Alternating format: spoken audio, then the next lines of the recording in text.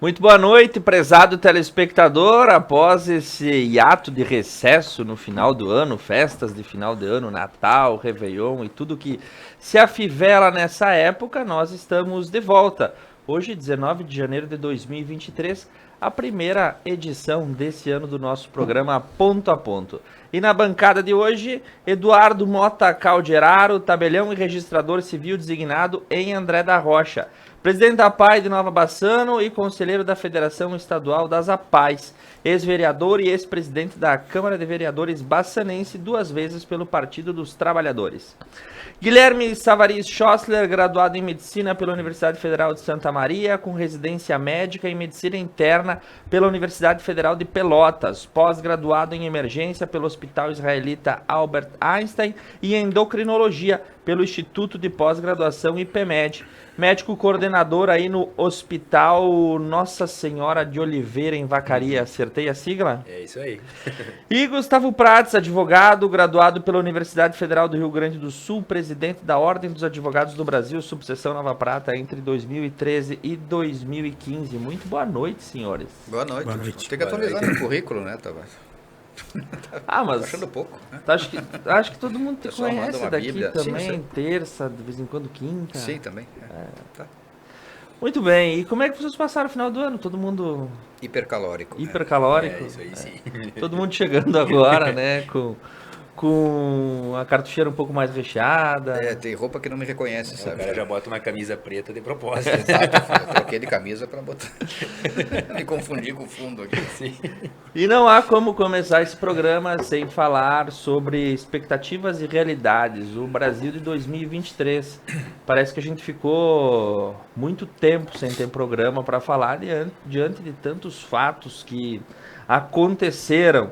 Troca no governo federal, Bolsonaro foi para os Estados Unidos, Lula subiu a rampa novamente, Fernando Haddad no Ministério da Fazenda, Brasília foi invadida, sitiada, depredada, os poderes foram atentados, Alexandre de Moraes prendeu todo mundo, Gilmar Mendes soltou um pedaço, teve censura, teve golpe, teve ditadura, o salário vai ficar em R$ 1.300, a equipe econômica segue desapontando, as demissões vão disparando, o mercado entrou em uma estagnação, e o Brasil parece que ainda não deu a sua arrancada em 2023. E o que esperar desse deslinde de janeiro? Gustavo Prates. Esse é o roteiro do Ponto a Ponto ou do Hora Bolas, esse que tu leu agora? Parecia, né? Parece quase um som de comédia. A gente começa a condensar todas as coisas que aconteceram nos últimos 15 dias. E como faz falta a gente se reunir semanalmente, porque... Sim. Nesse espaço que nós ficamos, né? Dá para condensar bastante coisa aqui. E o Lula readmitiu, então, o garçom que o Temer tinha demitido do Palácio do Planalto, agora ele foi trazido de volta. Começou a resolver o problema do desemprego, né, então. Exato. Muito boa noite aos amigos da Conecta Mais, né, aos espectadores do Ponto a Ponto, aos meus amigos Eduardo Mota Calderaro e Dr. Guilherme Savaris, ou Savaris Schossler. Dos dois jeitos, Do jeito certo. E realmente no Brasil acho que ninguém morre de tédio, né? Pelo menos isso a gente tem certeza. Eu não esperava, né, para 2023, não espero para 2023 um ano fácil. A gente sabe que é primeiro ano de uma nova administração, herda problemas anteriores, herda um orçamento elaborado por um governo que era oponente. E ano eleitoral sempre a despesa aumenta, né, e a receita nem sempre acompanha. Portanto, sabemos que haverá muita dificuldade esse ano, né? Há uma perspectiva, inclusive, de recessão, né? E o ano começou realmente conturbado, sabe? Já estava conturbado desde o final da apuração, né? Que definiu o atual presidente como vencedor. Então, é natural muita inconformidade, claro que ninguém gosta de ser derrotado, né? Mas também... e embora seja saudável, né, o exercício do protesto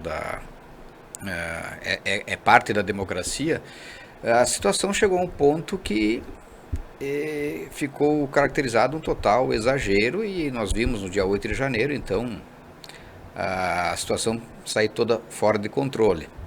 Há quem diga que foi uma situação orquestrada, há quem diga que foi ação de infiltrados, há quem diga que foi um estouro de de boiado, de manada, que sempre, depois que a multidão se descontrola, não há quem consiga segurar, né?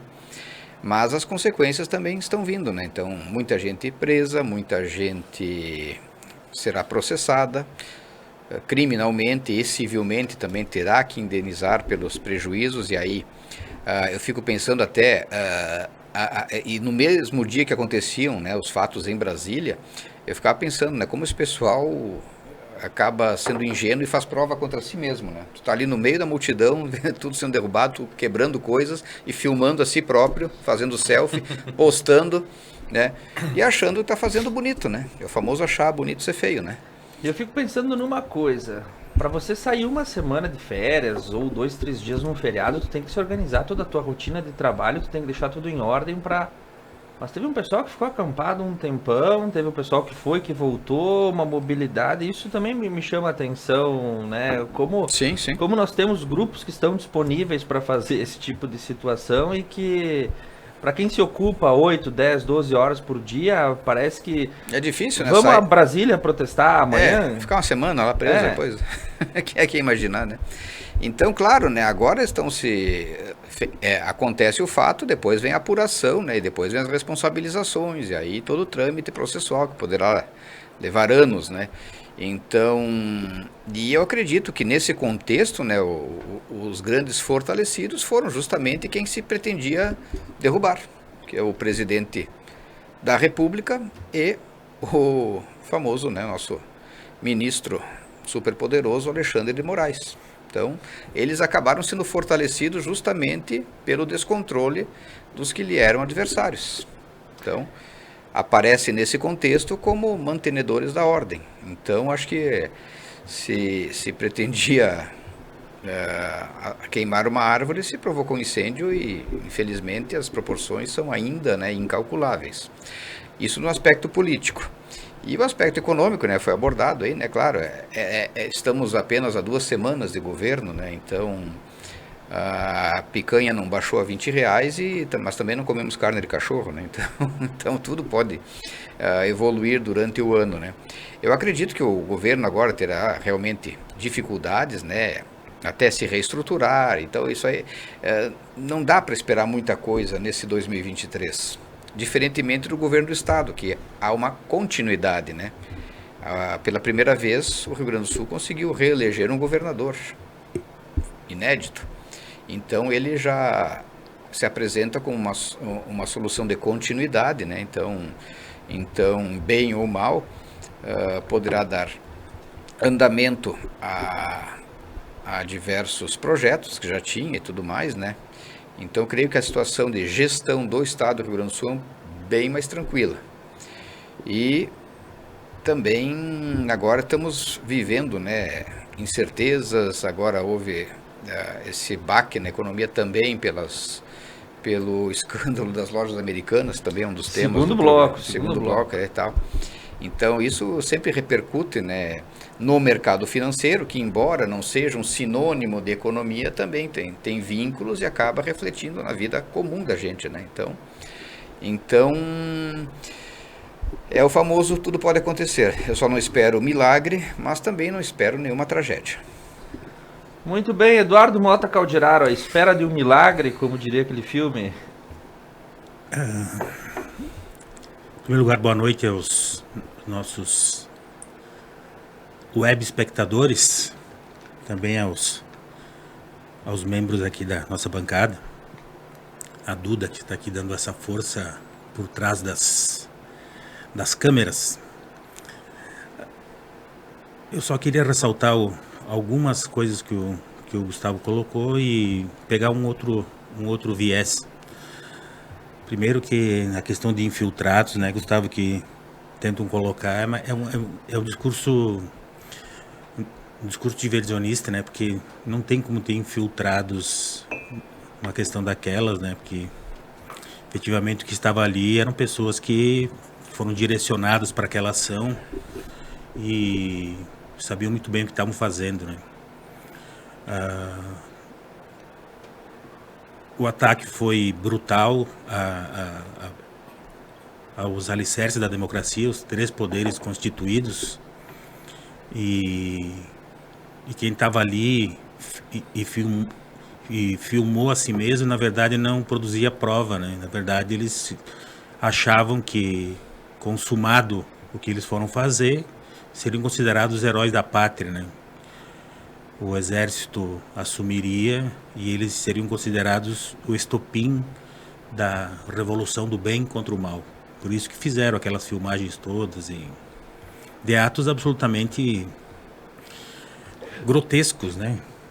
Quebras e sair com a Constituição lá para fora, quebrar relógio como um ato de um relógio trazido por Dom João VI, como um ato de rebeldia, tentar quebrar a Câmara com uma camisa do ex-presidente da República, enfim. A questão da economia, são 18 dias do novo governo. O ministro Haddad lançou um pacote que foi elogiado até pela própria FEBRABAN. Para mim, isso até é meio dúbio, né? Mas enfim, algumas isenções vão ter que cair, que foram lançadas no ano passado. Eu vou usar um exemplo para vocês. Nas APAES, tinha um atraso no ressarcimento de serviços de saúde que vinha até 2018. Então, de 2018 até o final de 2022, não foram pagos. No dia 30 de dezembro,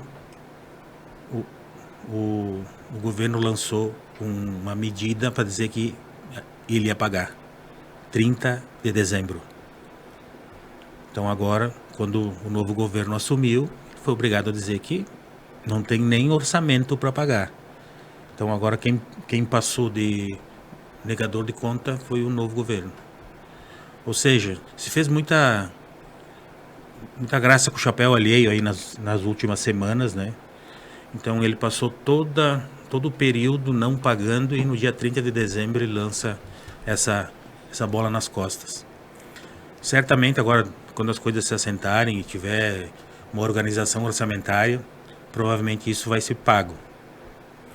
Mas lançar no dia 30 de dezembro para depois dizer que pagou é uma coisa muito equivocada, no mínimo. Então, na questão da economia, nós vamos ter que ver como essas coisas andarão com relação a essa retirada de isenções e também uma reacomodação aí de quem pode pagar impostos e quem não pode. E uma definição também que é muito importante em um país é que as pessoas comecem a perceber a qual classe social elas pertencem, né? Tem gente que acha que é super rico no país. Quando se fala em taxação de super ricos, são aquele 1% da população, e tem gente que acha que está lá pagando o seu automóvel financiado junto ao Banrisul ou ao Banco do Brasil. Então está na hora das pessoas acordarem que elas não são super ricos. Elas não estão entre aqueles que serão atingidos por uma taxação dos super ricos. Então está na hora dessas pessoas pararem com essa mania de acharem que eles são esses atingidos. A minha preocupação maior, Tiago e colegas de bancada, assim, é como é que a gente vai fazer para desfanatizar algumas pessoas. Esse desfanatizar é simplesmente trazê-las à realidade. Não quero que ninguém venha para a esquerda, não é isso. As pessoas têm todo o direito de ser de direita, de terem concepções à direita. Isso é plenamente plausível. Só que elas não podem ter uma ideologia pessoal baseada única e exclusivamente em fake news, todo o tempo. Eu recebi ontem à noite, por exemplo, uma montagem de uma notícia do G1 dizendo que agora que a Simone von Richthofen saiu da cadeia, ela vai para o Ministério de... Suzane.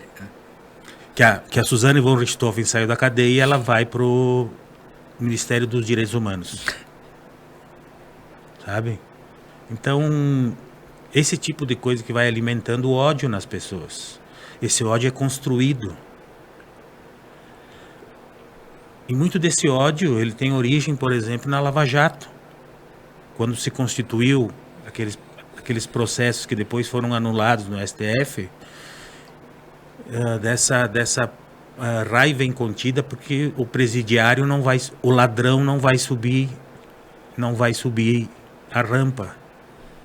E de pessoas que a gente conhece na nossa convivência.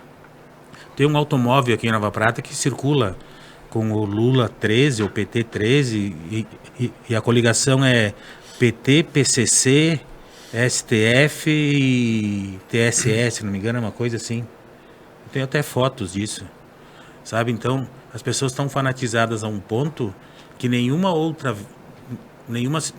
outra situação que se pudesse conversar com uma pessoa assim não tem como. É impossível tu estabelecer um diálogo mínimo. Então, essas punições que vão acontecer para essas pessoas, inclusive, Gustavo, tu como advogado, acho que essa é o Tiago também, que eu acho que é um absurdo, assim, que as pessoas estão presas contra a vontade, elas se manifestaram isso, né? Sim. As pessoas estão presas contra a vontade, assim, não tem Wi-Fi, não tem... Elas estão se manifestando através do celular, né? Elas estão fazendo alguns stories lá dentro da cadeia, que elas estão submetidas à comida da cadeia. Então, para ver o nível de irrealidade que essas pessoas estavam e estão ainda vivendo. Elas não caíram ainda na realidade que elas estão presas, vão responder processos cíveis. Tem empresas que estão com seus bens retidos pela justiça e elas patrocinaram atos que, e nem vou entrar nessa discussão se é ou não, mas que foram abarcados pela lei antiterrorismo. Uma lei que foi aprovada em 2016 antes da Olimpíada. Então, a pena de 15 a 30 anos. Não é brincadeira. Não vai ter recreio daqui a pouco.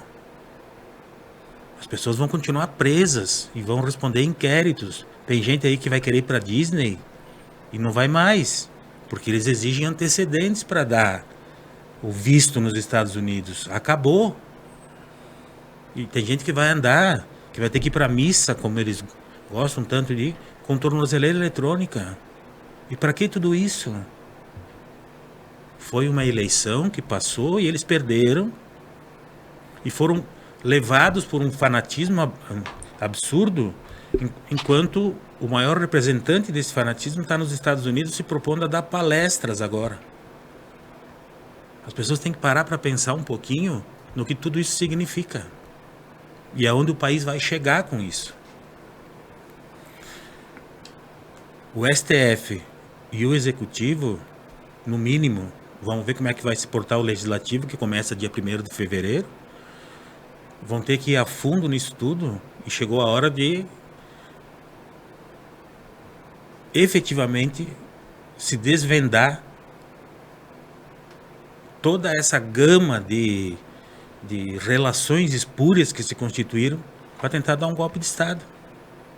A gente não pode mais submeter a nossa democracia a cada 4 anos ter dúvida se a gente vai ter um presidente que toma posse e termina o seu mandato.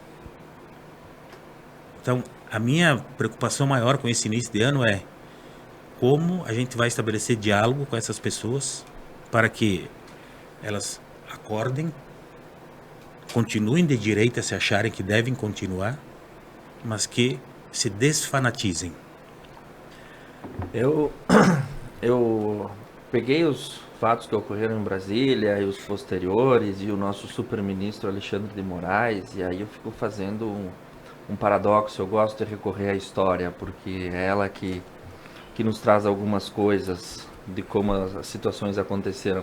Às vezes eu fico pensando, sim, foi um movimento violento, foi um movimento que passou dos seus limites, ok, ele passou dos seus limites, mas aí a gente tem que entender o que isso fala para a própria democracia ocidental. Eu tive um episódio assim, ocorrido no Capitólio, no começo de 2021, agora no final de 2022 eu tenho um movimento semelhante ocorrendo no Brasil. O que isso quer dizer acerca do próprio regime democrático, para as próprias democracias ocidentais que têm no voto universal e direto suas situações? O que isso reflete? Esse é um ponto. Outro ponto, a queda da Bastilha, que foi o o movimento pendular histórico que pôs fim ao Estado absolutista e trouxe o Estado moderno para frente, também foi um movimento violento. Então, quando a violência das massas se provoca para os centros de poder, eu coloco um grande ponto de interrogação. O que de fato isso quer dizer? Quer dizer que a condução, como está sendo feita, talvez não seja a mais certa possível e precisamos ouvir todos os lados. E quem não se agrada com o resultado da eleição, eu preciso também voltar para a história e dizer, na década de 60 para a década de 70, os ingleses elegeram Harold Wilson, que era um trabalhista, e todos esses dilemas que o Brasil vive com o medo do comunismo e a abertura dos sindicatos e tudo que acontecia, isso os ingleses também passavam na década de 70. Mas quando ainda havia União Soviética. E naquele sofismo de que a gente sempre demora no Brasil 30, 40 anos para passar pelas situações que as democracias modernas europeias passam, eu faço essa análise. Então lá o Wilson foi eleito de, se não me engano, de 60 a 70 e depois ele voltou de 74 a 78. Ele teve um interstício desse tempo que no meio tempo foi o Partido Conservador que enfim governou o Reino Unido e teve tentativa de golpe, teve situações assim, porque isso é talvez da própria natureza dos regimes democráticos. Agora fica um ponto de interrogação. Como é que a história vai enxergar esse momento e principalmente como é que as instituições brasileiras vão enxergar isso? Vamos prender todo mundo? Vamos colocar tornozeleira eletrônica em todo mundo? Vamos fazer inquéritos, vamos congelar bens de empresas que temos, né, outras pessoas que dependem de tudo isso, e vamos ter o nosso super-ministro careca Alexandre de Moraes mandando e desmandando de uma forma que eu, como advogado e como operador do direito, acho que, ok, já estamos demais. Ou talvez lá na frente os livros de histórias vão dizer que foi Alexandre de Moraes o pêndulo e o paladino da democracia que salvou o Brasil de um novo golpe. Mas na verdade, por que é o Alexandre de Moraes que está fazendo? Porque ele é o ministro responsável pelo inquérito. Não é que ele está fazendo... Ele sequer é o presidente do STF. Sim, só que o ponto é o quanto as decisões dele são... Mas é que eu digo exemplo, também o seguinte... censurar a rede social, né? Tu pega ali, tem gente que tá... Isso não tem fundamento. O cara não... Tu vai ali, aquele deputado, aquele Nicolas lá, o cara fala uma palavra, pum, cai todas as redes sociais do cara. Isso é no mínimo estranho e desnecessário, porque se nós estamos falando em democracia, todo mundo tem o direito de crítica, de discordar, e o cara lá é um cara que não fez, fica na casa dele fazendo live. Aí que movimento ele está organizando? Nenhum, né? Aí vão lá e pum, corta o cara. Eu acho que nesse caso está havendo um exagero, na minha opinião, né? Nesse sentido, né? E só para colocar, Thiago, com relação a comentando da questão do assunto, eu acho que tudo é um pouco de descrédito, né? A sociedade meio que, analisando historicamente, não vou aqui defender nenhuma posição política, mas as pessoas estão bem descrentes com a tal democracia brasileira. A nossa fase democrática, ela é marcada por escândalos de corrupção em cima de escândalos de corrupção. Vamos voltar lá no Fernando Henrique, anões do orçamento, aí depois Lava Jato, e não sei o que, e é Odebrecht, e é Eike Batista. Todo mundo sabe o que foi o Eike Batista naquela IPO, 6 bilhões de reais arrecadado e nem existia poço de petróleo. Sim. Porra, isso chega a ser cômico, né? E isso vaza para o mundo todo, gera uma descrença muito grande, né? Então eu acho que a população em si, eu sou totalmente contra atos violentos, eu acho que tem que punir essas pessoas que invadiram e tudo mais, mas ali naquele movimento há uma diferença muito grande daquelas pessoas que ficaram 3 meses ali, aquelas velhinhas, aquele pessoal sentado ali rezando de joelho, que por favor, né? Enfim, aconteceu, todo mundo viu. E daqueles ônibus que vieram de fora e causaram aquilo ali tudo. Sim. E depois o pessoal entraram junto ali. Todos têm que responder, mas eu acho que é diferente. Eu acho que tem que punir, mas tem que punir as pessoas certas. E depois disso, dar o mesmo valor e o mesmo nível de punição para a MST invadindo fazenda, para movimentos também que ocorrem há muito tempo no Brasil e que nunca houve punição para ninguém. E violentos, por sinal, com morte, tiroteio. Como é que está sendo lá no Nordeste, lá pelo Norte, Mato Grosso, os caras invadem fazenda lá e morre um montão de gente lá, em quantas já foram? Eu acho que se tu vai dar essa... tem que ser, todo mundo tem que... Se vai ser punido, se vai começar a ser dessa forma, tem que ser para todos, né? Eu acho que tem que ser de uma forma igual. E eu vejo, assim, as pessoas... Eu atendo muita gente, eu converso com muitas pessoas, assim... Existe um sentimento generalizado, assim, de descrença. Por isso que o pessoal questiona as urnas, o pessoal questiona o resultado da eleição, porque ninguém mais acredita em nada. A gente tem condições hoje no Brasil de pôr a mão no fogo por alguma coisa? Não tem como. Aí está gerando esse pânico social. Independente de quem fosse o novo governo, independente se fosse o Bolsonaro ou o Lula, eu acho que nenhum dos dois tem condição de fazer isso.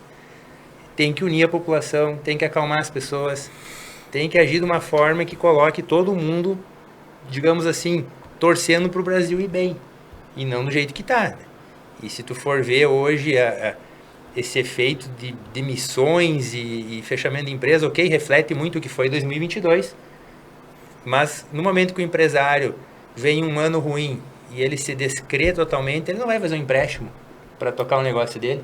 Ele vai fechar a empresa e vai embora. E é o que está acontecendo. E não é uma, são centenas. Então eu estou muito preocupado com 23. Eu acho, Gustavo, que vai dar uma crise bem feia. E o Haddad não põe segurança e confiança. Nenhuma. Se ele sentar numa mesa, ele é um professor, ele poderia ser ministro da Educação. De novo, né? Eu acho que ele poderia ser. Não viria problema nenhum. Vamos acomodar o Haddad aonde? Na educação. E pega um ministro da Economia fodão e bota lá. Para pegar e dizer assim, não, pessoal, nós vamos tocar a economia com técnica. Porque, querendo ou não, o nome do Guedes era muito forte. E vai seguir sendo. Então, tu tem um abismo ali de conhecimento econômico de um para o outro. E aí, eu acho que vai vir um efeito muito ruim nesse sentido. Minha opinião sobre como eu vejo o início do ano. Não politizando, mas é uma descrença e tá muito ruim o ânimo das pessoas. Tá. E só para complementar, assustador. Harold Wilson foi de 64 a 70 e depois voltou em 74 e 76 e apesar dessa retomada dos trabalhistas, a Inglaterra continua viva até hoje. Acho que nós... Sim, mas eu digo assim, a Inglaterra mesmo, quantas recessões já passou? Os Estados Unidos, a Alemanha. O que era a Alemanha há 70 anos atrás, 80 anos, depois da Segunda Guerra? Os países têm esses ciclos também de prosperidade e de recessões, né? Então a gente já sobreviveu a inflações de 80%, 90% ao mês, nós já sobrevivemos a confisco da poupança, então a gente perdeu um pouco, né, em função desses anos de relativa estabilidade econômica, né, um pouco da noção do que é uma crise de verdade. Então, creio que também temos condições de sobreviver a mais esta. Sobreviveremos sem um arranhão da caridade de quem nos detesta, diria o poeta. Um abraço para o Marcos Pizzi, também para o Renato Roncato, para a Tracy, para o Rodolfo e para o Raul Schmidt, que estão nos acompanhando, a Marli Rapiskiewski e a dona Carmen Corso.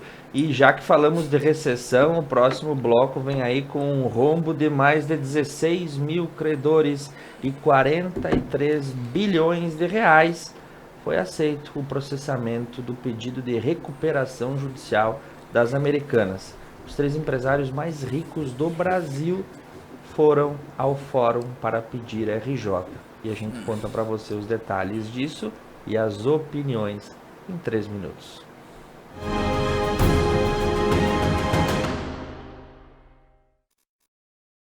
A Oriplanta carrega valores de raiz. De quem planta e sempre praticou o bem ao próximo, por nosso cliente. E assim continuamos nossa caminhada.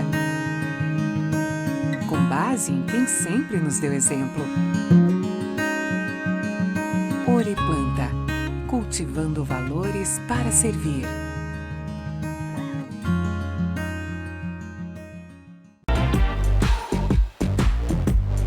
Pneus Delinte é tranquilidade em rodar, pois a qualidade traz toda a segurança que você precisa. Delinte Protege tem como benefícios 6 meses ou 10 mil quilômetros de garantia para cortes, furos e bolhas. Pneus Delinte Protege você encontra na Tana Roda Pneus em Nova Prata, o auto center mais completo da região.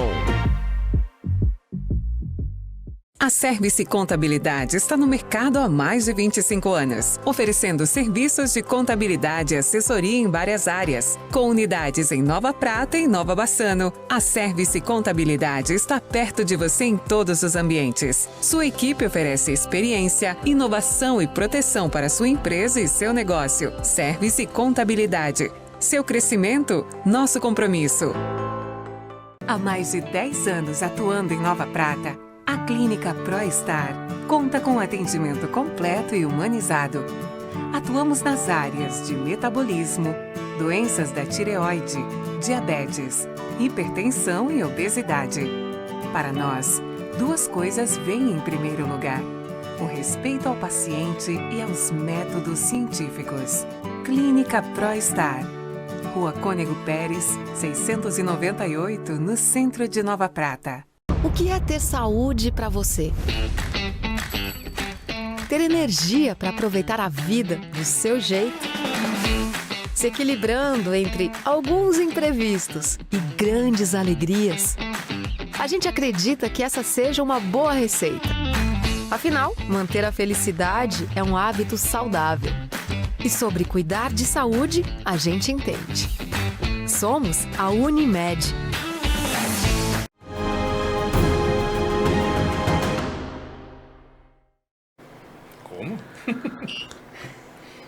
Voltamos na hora do chá, já que falamos dos ingleses no bloco anterior, para trazer um problema que vai ter que ser resolvido aqui nas terras tupiniquins. O rombo na rede de lojas americanas, que abalou o mercado e, em consequência, a confiança na economia como um todo.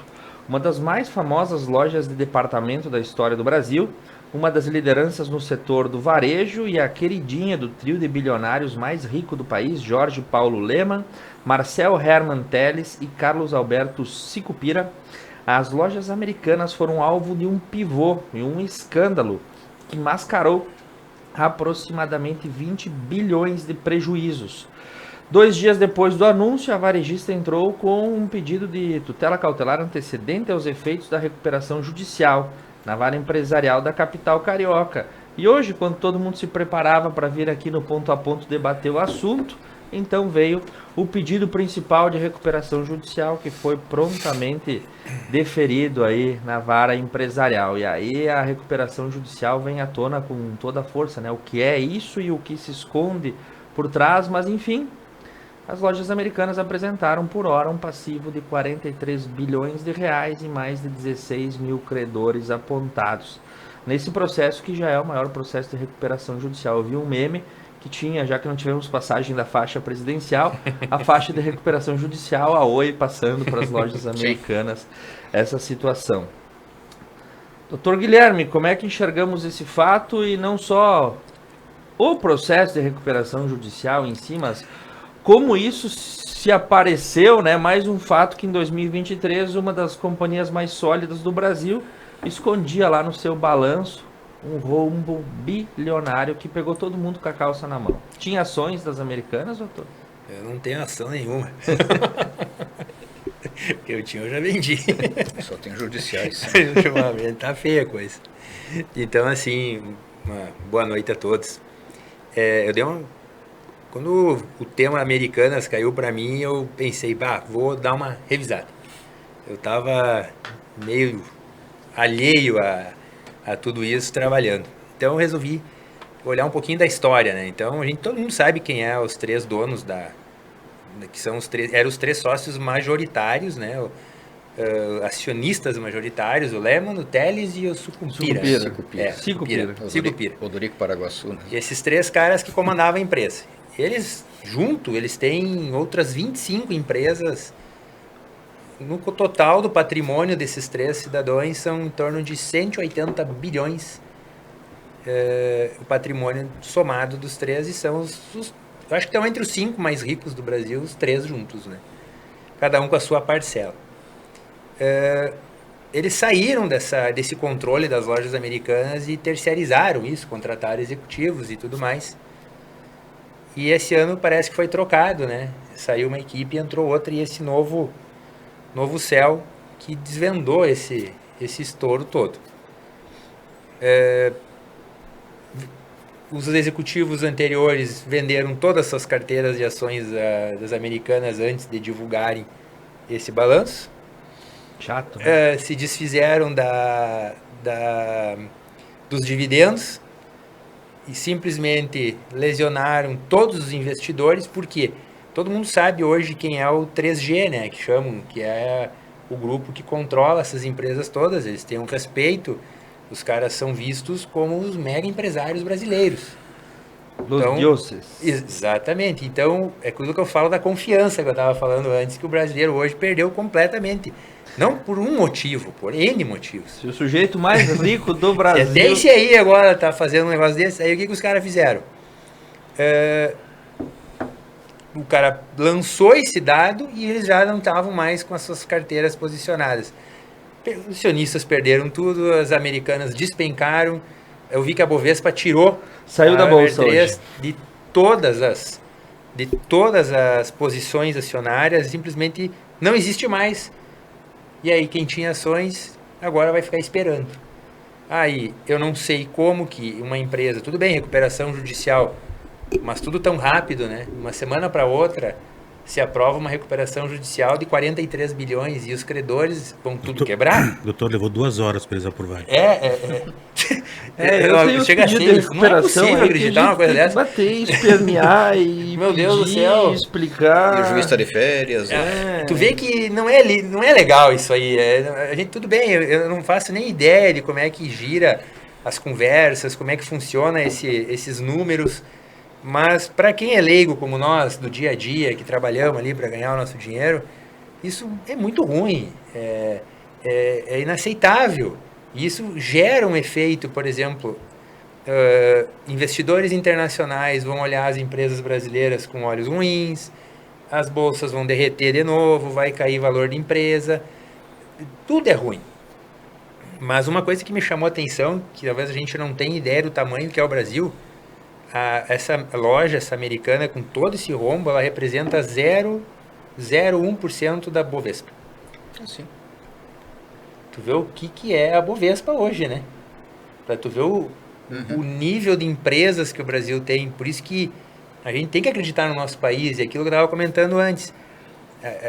O atual governo vai ter que achar uma saída para motivar as pessoas, unir, tocar porque o Brasil é grande, é um país muito promissor. Só que é um país hoje que está totalmente desacreditado, não é por um fato. Vem vindo de anos. E aí cada evento desses, tipo, há uns anos atrás, o escândalo do Eike Batista, aquilo ali foi uma vergonha. Tá certo, foi punido, tá pagando, mas daí eu acho engraçado. O Eike Batista tá pobre, ele tinha 6 bilhões e agora ele tem 800 milhões. Tá sofrendo, né? Deve estar passando fome com 800 milhões, né? Então, tu vê, só que no meio de tudo isso sobra muito dinheiro para esses caras, de forma que esse crime compensa. E ele fica se repetindo. Então, eu acho que a comissão da Bovespa vai ter que punir, vai ter que agir de forma muito rígida, e eu não consigo aceitar num país como o nosso que uns caras com uma fortuna dessas não vão ter que indenizar essas pessoas. Eu espero que isso aconteça. Não interessa de quem sejam, né? E pelo que eles são, eles teriam que fazer da própria vontade ainda, porque eles dizem que tem 6 bilhões em caixa para fazer tocar o negócio. Aí eles falaram hoje que tranquilizaram as pessoas, que eles vão fazer, vão garantir a operação. Aí dá um pouco sai uma notícia que eles têm 200 milhões. Aí o Pactual lá, a BTG, trancou 1,5 bilhão já lá, conseguiu uma liminar para segurar o dinheiro da empresa, porque eles estão devendo horrores para eles. Antes que entrasse a recuperação judicial. Conseguiram ali antes. Então isso vai ter que dar punição. Eu vi já eu acompanho alguns caras que têm essas empresas de investimentos, estão entrando com ações coletivas, Só que tu pensa uma ação coletiva contra um grupo grande desses, com os escritórios de advocacia que os caras têm por trás, quantos anos vai rolar, né? Impugnação ao cumprimento de sentença, doutor. Isso não vai, nunca vai terminar um processo desses, né? Eu fico com pena das pessoas que estavam investindo e acreditando nesse grupo. E não acho possível, durante um ano, 43 bilhões de prejuízo, isso são 4 bilhões ao mês. Como que uma empresa vai funcionar e todo mundo... Aí muda o governo, os caras lançam um rojão desses. Eu nem sei qual é a intenção de tudo isso também e o que motiva, mas isso aí tá muito estranho.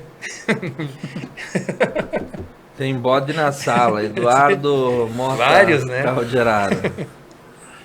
Na verdade, eles vêm maquiando as contas há 10 anos, né?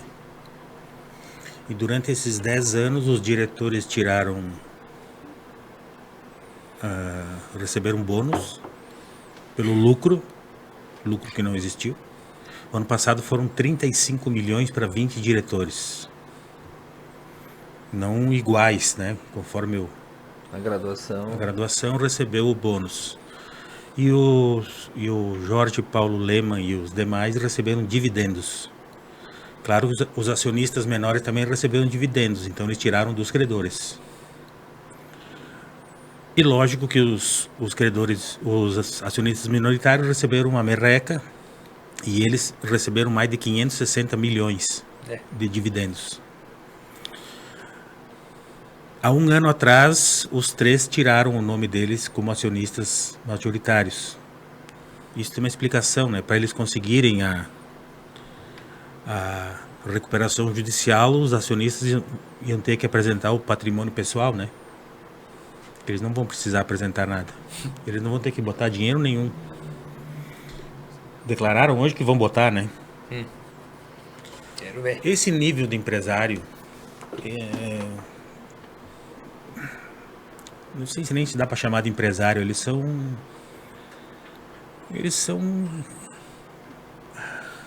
uns sanguessugas, assim, são rapineiros, né? Palavra boa. Eles é só lucro, né? Isso já aconteceu em outras situações.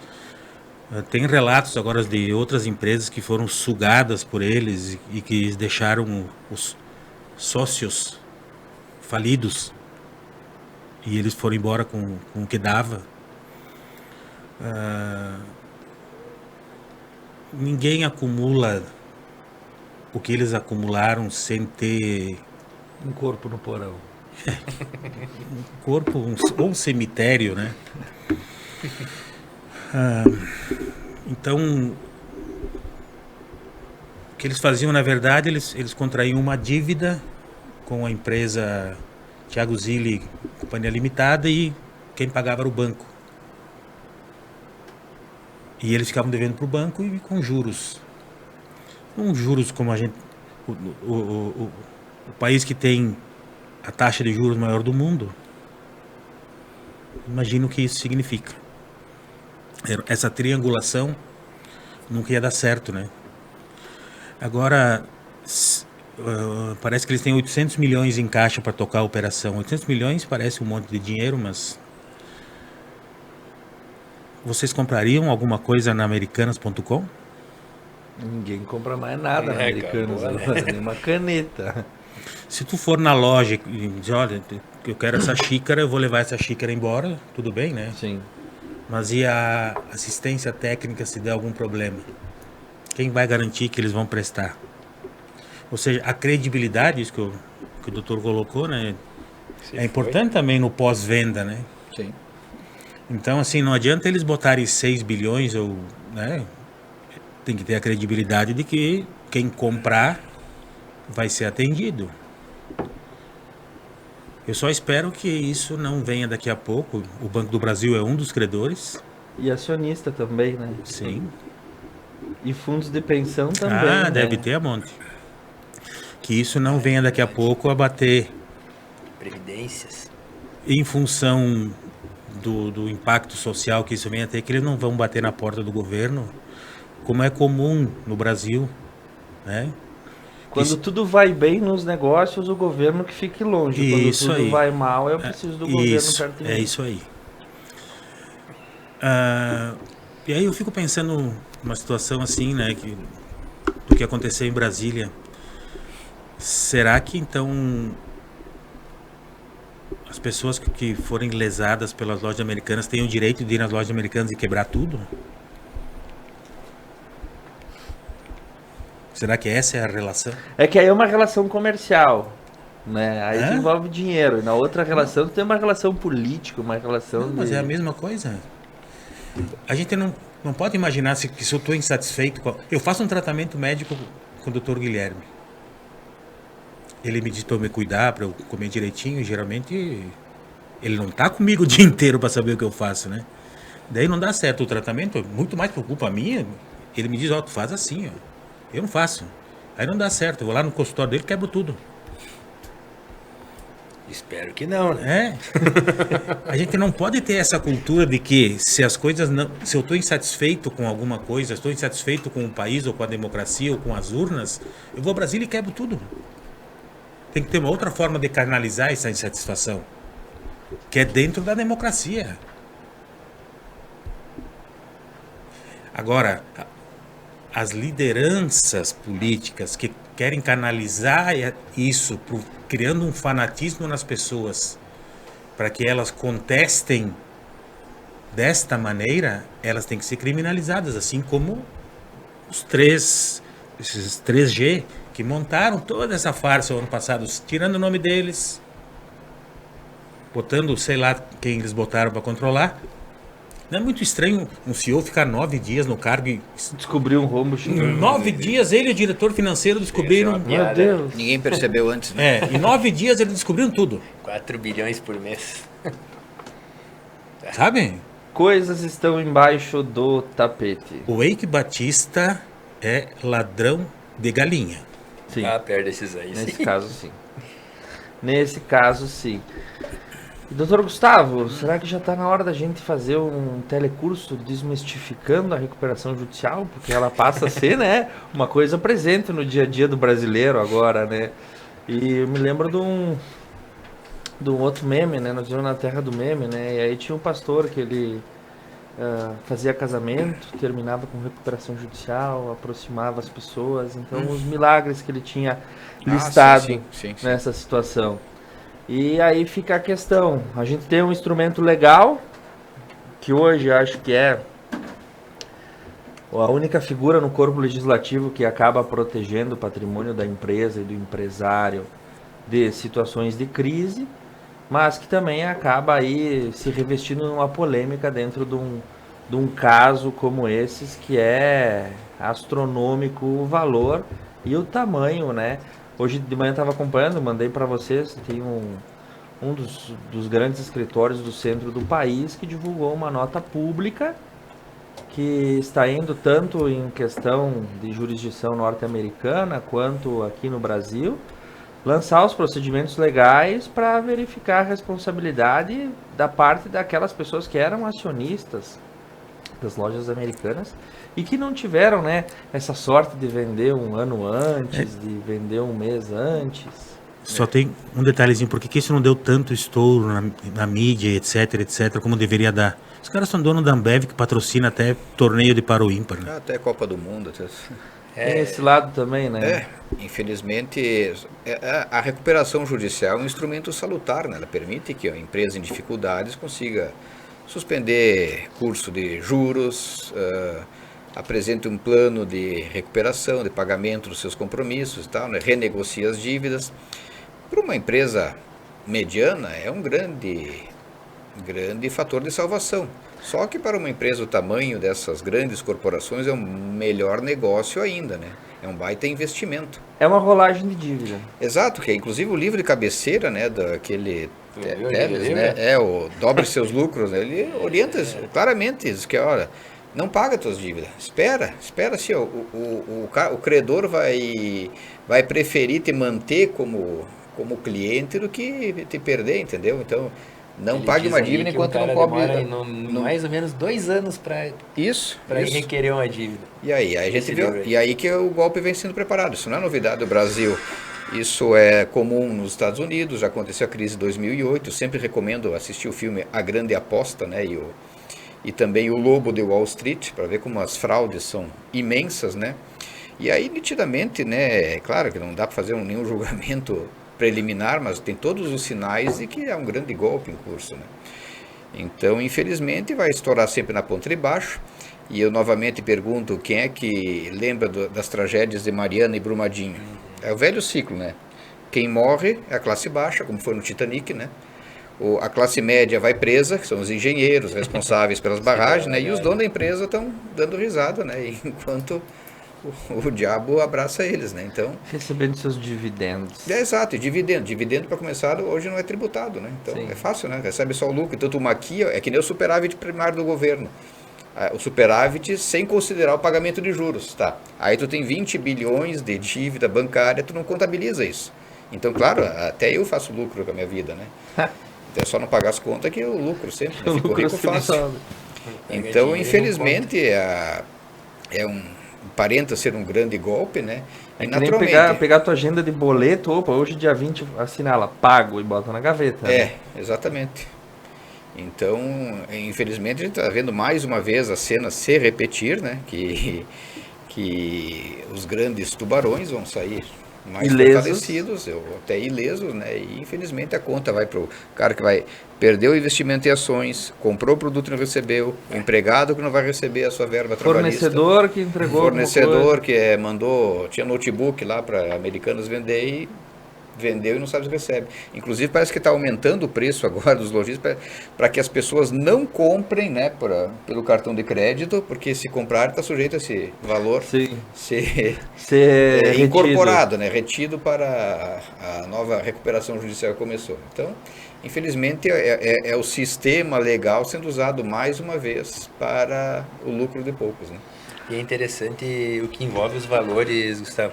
Tu viu ali que lá o que estourou esse negócio, eles cancelaram um patrocínio que eles tinham com o BBB de 100 milhões. Que pena. Sim. 100 100 milhões para um patrocínio. de um programa de TV ali, para aparecer o nome da marca, talvez nos produtos ali, 100 milhões. Então, assim, é difícil, né? Fica difícil você acordar amanhã, cumprir o seu horário, Trabalhar honrar pelos- com as suas contas, mas enfim.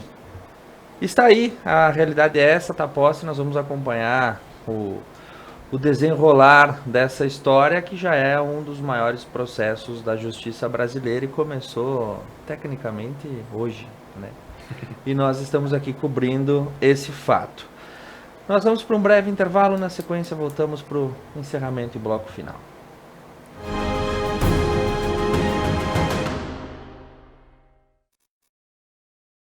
Nossa vida é feita de conexões. Para aqueles que estão longe, mas fazem questão de estar perto. Para quem não está junto, mas sempre esteve ao lado. Para aquela primeira e tão aguardada conexão. Somos mais de 300 pessoas trabalhando para levar o melhor serviço, atendimento e conectar diariamente milhões de clientes. Adilnet Telecom. Nossa melhor conexão é com você. O que é ter saúde para você? Ter energia para aproveitar a vida do seu jeito? Se equilibrando entre alguns imprevistos e grandes alegrias? A gente acredita que essa seja uma boa receita. Afinal, manter a felicidade é um hábito saudável. E sobre cuidar de saúde, a gente entende. Somos a Unimed. Há mais de 10 anos atuando em Nova Prata, a Clínica ProStar conta com atendimento completo e humanizado. Atuamos nas áreas de metabolismo, doenças da tireoide, diabetes, hipertensão e obesidade. Para nós, duas coisas vêm em primeiro lugar: o respeito ao paciente e aos métodos científicos. Clínica ProStar, Rua Cônego Pérez, 698, no centro de Nova Prata. A Service Contabilidade está no mercado há mais de 25 anos, oferecendo serviços de contabilidade e assessoria em várias áreas. Com unidades em Nova Prata e Nova Bassano, a Service Contabilidade está perto de você em todos os ambientes. Sua equipe oferece experiência, inovação e proteção para sua empresa e seu negócio. Service Contabilidade. Seu crescimento, nosso compromisso. Pneus Delinte é tranquilidade em rodar, pois a qualidade traz toda a segurança que você precisa. Delinte Protege tem como benefícios 6 meses ou 10 mil quilômetros de garantia para cortes, furos e bolhas. Pneus Delinte Protege você encontra na Tana Roda Pneus em Nova Prata, o auto center mais completo da região. A Oriplanta carrega valores de raiz. De quem planta e sempre praticou o bem ao próximo, por nosso cliente. E assim continuamos nossa caminhada. Com base em quem sempre nos deu exemplo. Oriplanta, cultivando valores para servir.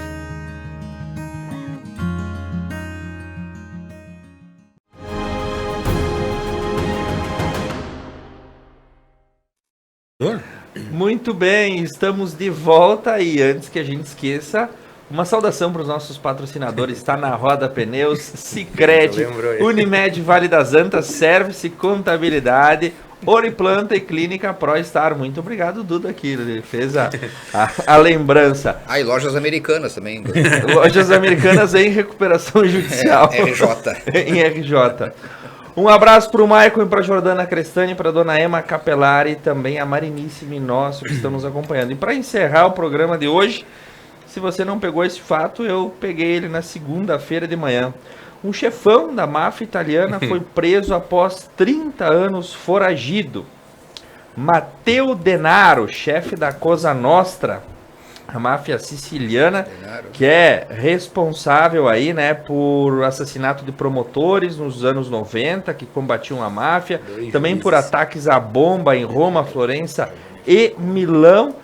Parece filme, mas não é. 30 anos depois, o Don Corleone siciliano foi preso na Sicília quando ia a um hospital fazer um tratamento. Parece filme, mas não é. Como é que alguém passa 30 anos foragido e é preso no próprio país? Eduardo Calderaro, assistiu o Poderoso Chefão? Não dá pra confiar em sigilo hospitalar, né? Tu vê, ele chegou Por no isso, hospital, pegaram. Não dá pra confiar em médico. Ó, a máfia russa andou atirando uns pela janela lá que estavam internados. Né? É que acidente. Tu viu aquele que morreu, caiu da janela do hospital, né? Uns pulam, né? Não dá pra confiar em médico. O cara passou 30 anos escondido, foi se tratar, caiu. Caiu a casa dele. Esse Matteo Denaro, ele era já de uma família de mafiosos. Quando o Totò Riina, que é chamado de Corleone porque ele é o Totò Riina, que foi o que ordenou a morte do Paolo Borsellino e do outro juiz. Giovanni Falcone? Giovanni Falcone. Vou tentar me lembrar do segundo. Ele é da cidade de Corleone, então por isso que vem essa expressão. Era a máfia de Corleone. Parla così. Quem quiser assistir depois, o Gustavo vai fazer uma livre interpretação do Marlon Brando aqui. Ele vai fazer, os comentários dele é o estilo Marlon Brando. Desde que ele não faça o último tango em Paris aqui ao vivo, não tem problema. Estamos sem manteiga. E quando o Totò Riina, que é considerado também um assassino implacável, né, da Cosa Nostra, ele ia substituir todos os comandos regionais da máfia. Ele poupou o pai do Matteo Denaro. E em agradecimento a isso, substituir no caso é passar, né? Substituir é matando. A máfia não tem demissão. Né? Não tem demissão, né? E daí o pai do Matteo entregou o filho para ser um adolescente, para ser um aprendiz com ele. E ele aprendeu muito bem. Matou mulher grávida, matou adolescentes, matou tudo que se movia. Ele dizia que ele tinha um cemitério particular de tantas pessoas que ele tinha matado. E na verdade ele não era um grande chefe mafioso, porque o substituto do Totò Riina, que foi preso em 93, morreu em 2017, foi o Bernardo Provenzano, ele que ficou como chefe da Cosa Nostra. Mas o Matteo Denaro conseguiu ficar escondido primeiro porque ele não aparecia. O rosto deles nem sabiam exatamente como era. E eles só se comunicavam por bilhetes. Os bilhetes eram passados em cumprimentos, né? Ou deixados embaixo de uma pedra, que ele determinava. Embaixo daquela pedra vai ter um bilhete, e daí tinha as ordens dele para lá e para cá. Ele ficou totalmente alheio à tecnologia. Ele não... É isso que fez com que ele ficasse 30 anos escondido. Deve ter feito algum procedimento estético, talvez, mas ninguém sabia o rosto dele exatamente. Fazia 1 ano que ele estava em tratamento nessa clínica. Depois, e casualmente nesse ano, o câncer de cólon nos levou o Pelé, nos levou o Roberto Dinamite, e foi o câncer de cólon que tinha atingido o Matteo Denaro. Ele era, como de sorte são as 3 grandes máfias da Itália, né? A Camorra, a 'Ndrangheta e a Cosa Nostra, são terríveis, né? São muito cruéis, não tem muito pudor para matar. Inclusive tem naqueles grandes processos levados por esses 2 juízes, tem um chamado de delator, né? Porque eles têm o código, a omertá, que é o código de silêncio deles, que se tu descumprir, tu é considerado um traidor, condenado à morte de todas as formas. E esse ex-soldado, né, ex-militante da máfia, teve seu filho sequestrado, ficou 747 dias sequestrado, torturado de todas as formas, um menino, uma criança, e no fim foi morto quando chegou nas mãos do Denaro. Ele tem 2 penas de prisão perpétua, tem mais vários outros crimes, 60 anos de idade, mas acredito que não vai abrir o jogo de nada, vai ficar quieto. Eles esperam que muita coisa venha à tona. Eu não acredito que ele vá falar lá grandes coisas ou nada. E a Itália, às vezes a gente tem uma ideia, né, de país europeu, mas a Itália tem um nível de corrupção absurdo, né? Tanto é que você tem uma dificuldade muito grande de se manter um governo na Itália. Agora foi dissolvido o parlamento, assumiu uma nova primeira-ministra. Institucionalmente e um é dos país grandes muito bagunçado. um dos grandes negócios da máfia é o lixo, né? A máfia participa de licitações com lixo tóxico, né? Por exemplo, que deveria ter um fim adequado, e eles compram, eles participam da licitação com um preço mais baixo, mas não muito baixo, e depois eles descarregam em qualquer lugar.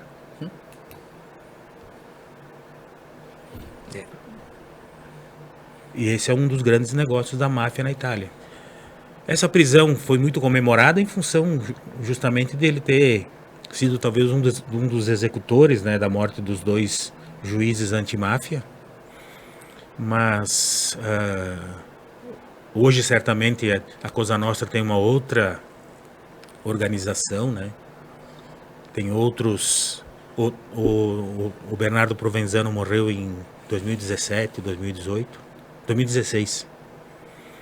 E eles vão se organizar de de uma outra forma, né? Os tentáculos se espalham de uma outra forma. Ele era um líder simbólico, que passou 30 anos de escondido.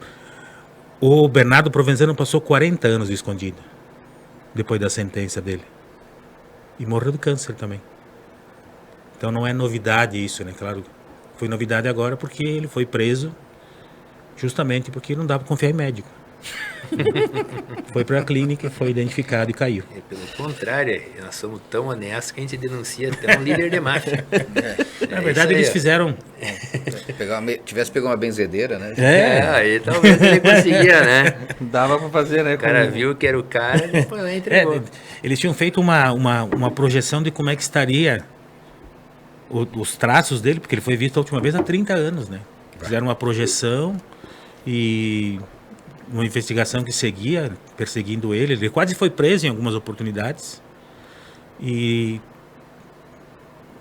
não ficou exatamente claro como foi, mas provavelmente por denúncia mesmo lá da clínica, e conseguiram capturá-lo. Ele se entregou, não teve... Quando a polícia chegou, ele saiu caminhando para a saída. Como se não fosse nada. Assim, levantou, a polícia entrou por uma porta, ele levantou e foi saindo. Eu disse, opa, chegou a sua hora aqui e aí se entregou. Gustavo, o que você acha disso? Não, eu acho interessante que todo ano eu assisto a trilogia do Poderoso Chefão, né? Só uma última coisinha para quem quiser conhecer um pouco mais. Na Netflix tem um negócio sobre os homens mais procurados do mundo. E tem um quadro que é exatamente sobre ele. Foi antes da prisão. Legal. Então eu estava contando, então eu assisto, ele é interessante, tem muitas lições de vida, né? Porque, mas claro, ele nos vende uma imagem romântica da máfia, né? Claro, Marlon Brando, aquela questão familiar, né? Os filhos amorosos, tudo mais, preocupados com o pai. Mas a gente vê uns detalhes assim que a gente percebe, né? As práticas, né? Das organizações criminosas. No começo do filme, quando está casando a filha do Vito Corleone, tem um outro chefe de família, né, Emílio Barzini. O fotógrafo chega e tira uma foto dele. Ele só faz sinal pro Capangas, ó, tira. O cara vai lá, abre a máquina, né, tira o filme, larga no chão, e não admitia, né, que a imagem dele aparecesse em lugar nenhum. Então esse é um dos segredos, né. Por outro lado, eles criam, né, as suas redes de proteção, seja por amizades, né, por influência, né, política, econômica. Eles ajudam pessoas da comunidade, né? E aí lembra do Pablo Escobar, né? Que lá em Medellín, né? Então tinha a fortaleza dele, tinha a vila formada em volta, né? E todas as crianças eram Pablo, né? Pablo, em homenagem ao padrinho que ajudava todo mundo, né? Então eles criam essa rede de produção, claro. Aí entra os códigos de silêncio, né? A omertá. Então normalmente quem quebra a omertá é executado com 5 tiros ao redor da boca, né? É o código, né? Então, existem várias formas de execução em que eles mostram por que aquele cara foi condenado, dentro daquela rigorosa, né, legislação que eles têm. Não cabe recurso lá, né? Bem... Nem recuperação judicial. O pessoal reclama do Alexandre de Moraes, mas tem bem piores. E no Poderoso Chefão 2, tem uma CPI investigando as atividades da família Corleone. Então eles conseguem lá um delator, né, que estava preso numa unidade do exército americano. Ele é levado então para depor, só que a família Corleone então busca o irmão dele lá na Sicília e trazem o sujeito para assistir o depoimento. Ele chega lá naquela sessão do Congresso americano e fica olhando para o irmão que ele ia delatar a família. Aí ele fica aquela troca de olhares, aí sem uma palavra e tal, né? Como é que tu vai quebrar o código de honra, né? A lei do silêncio, né? E aí o cara muda de assunto, não sei de nada, e aí acaba a investigação, né? Então é bastante interessante, né, ver os vínculos que eles criam e tudo mais, né? E parece, eu também li alguma coisa de que esse Denaro ele também teria feito cirurgias plásticas, né, para dificultar a identificação. E o fato de ser um cara totalmente offline ajudou muito, né? Então, tu sem WhatsApp, sem Google localizador, nem nada, né? Dificilmente será encontrado, né? Mas um dia a casa cai, não adianta, né? É impossível nos dias de hoje, né? Que alguém não conheça, alguém não saiba onde está. E às vezes não tem outra saída, tu dá entrada no hospital, tu usa o cartão de crédito de alguma forma, alguém já sabe onde é que tu tá, né? Então é cada vez mais difícil, né? Embora o crime sempre encontre maneiras, a mente criminosa é muito criativa, né? É impressionante, né, como eles encontram saídas e maneiras de desviar de controle, de fiscalização e tudo mais. Então a tendência, né, inclusive, e voltando a falar do Poderoso Chefão, é que a máfia, né, que ela começa aquela coisa. Na verdade, as máfias começaram na China, né, da antiguidade e tal, né. A Itália depois acabou absorvendo muitos conceitos e práticas, né, porque a máfia originalmente eram associações de assassinos, pode-se dizer, né, que protegiam camponeses, né, contra a tirania de senhores, lá na China antiga, né. Então depois, e na Itália também começou assim, né, eram pessoas que protegiam a comunidade. Claro, tu me paga R$100 por semana, aí protejo. A tua loja não sofre nenhum atentado, ninguém quebra vidro, ninguém dá tiro na tua parede e tal, né. E depois, então, no Poderoso Chefão 3, a gente já vê a máfia tentando legalizar os seus negócios, né? Então, eles tentam passar para o ramo imobiliário. Eles começam com com jogo, e o Vitor Corleone, ele tinha a empresa de azeites, né? Que era a fachada, né? A lavagem do dinheiro. Manipulava políticos, manipulava juízes, manipulava polícia, né? E no Poderoso Chefão 2, ainda no 1, eles começam a ir para o ramo de cassinos, né, em Las Vegas, né, na Las Vegas estava ainda surgindo, e no 13 eles já estão partindo para o ramo imobiliário, né, que era uma forma de... E aí aparece da bênção da Santa Sé. Né? Eram as vinculações, isso foi inspirado no livro Em Nome de Deus, né, do jornalista americano David Allop, que é uma investigação sobre a morte do João Paulo I, o famoso Papa Sorriso, que durou 33 dias, né. Então alguma coisa botaram no chá dele. No filme aparece, né, a freira levando o chazinho de noite, né, bem significativa a cena, né. Albino Luciani. Então essa é a face menos romantizada que nós temos das organizações criminosas que popularmente são conhecidas como máfias, né. Então agora certamente já tem 2 prisões perpétuas, né? Então já tem 2 encarnações para cumprir, né? Então agora que os homens façam seu julgamento e depois que Deus deu ele só não pode ser punido que nem o Cabral, né? Tomou 400 anos e cumpriu 3. Mas é que o Cabral, o pessoal interpreta diferente, na verdade, ele estava indo em prisão preventiva, esse é o problema. Exato, mas ele tinha 400 e poucos anos. Não, terá, não tenha pressa. Esse aí tem que morrer preso. Mas essa é outra coisa, doutor, assim, por que não julgaram ainda? Que tem muita gente acima no judiciário que tem rabo preso, por isso que não julgam. Os caras ficam ali enrolando, cara. Acharam o valor do 13º salário do estado todo numa conta no exterior. Que o Rio de Janeiro continua lindo, isso aí já deu, tem coisas que só acontecem na República Carioca. Agora, o assunto máfia é sempre interessante, né? Mas eu só aprendi agora, eu não entendo nada de máfia italiana. Esses alemães conhecem. Não é minha praia. Agora eu tive uma aula aqui de chefões. E pode-se ler o livro, né, o Poderoso Chefão, O Chefão no Brasil, né, depois virou Poderoso Chefão, do Mário Puzo, né, então ele detalha muito mais nessa questão. Outro livro muito interessante é o Gomorra, do Roberto Saviano. É interessantíssimo, mas daí trata mais da Camorra, né, que é a outra máfia, que eles dominam o porto de Nápoles, que é fantástico, assim, tanto que ele passou a viver depois totalmente escondido, né, porque... Depois que ele escreveu o livro, ele tem que se esconder. Ele não pode... E tu sabe a história do nosso falecido Diego Armando Maradona, né? Ele foi o rei de Nápoles, né, quando jogava ali, né? Acontece que na Copa de 90... E claro, aí ele começou a ter envolvimento, os chefões convidavam ele para as festinhas, né, aí apresentavam alguma... Foi lá que ele conheceu a farinha, né? Conheceu a Farina Bianca.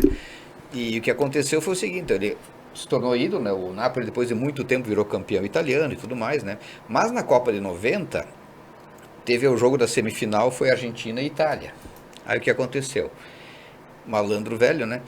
ele conseguiu explorar aquela rivalidade entre norte e sul da Itália, né? Então falou o seguinte, ó, o jogo era em Nápoles. Aí falou, o país que discrimina no seu sul não tem direito de exigir que o sul da Itália torça por eles e tal, né? Bom, em resumo, o jogo transcorreu, a torcida italiana não se manifestou a favor da Itália, né? A Itália foi eliminada nos pênaltis, pelo que eu me lembro, né? Só que o que aconteceu? Aí o Maradona perdeu a simpatia, né, dos chefões locais, do judiciário, da polícia, e aí começaram os problemas, né? A prisão, depois a apreensão de droga e tudo mais, aí. Então tu olha o nível de influência que essa gente tem, né, junto ao poder legalmente constituído. E essa situação temperada com molho pomarola e azeite de oliva e vinho à beira do Mediterrâneo. E muito sangue. E muito sangue. Muito obrigado, Eduardo Calderaro, muito obrigado, doutor Guilherme, muito obrigado, Gustavo Prats, a Duda que está na nossa produção e o Jefferson Frois. Essa foi a primeira edição do Ponto a Ponto em 2023 e nós estaremos com você ao longo desse ano, acompanhando todos esses fatos que merecem o nosso qualificado debate. Uma boa noite, um ótimo final de semana a todos que nos acompanharam. Até a semana que vem.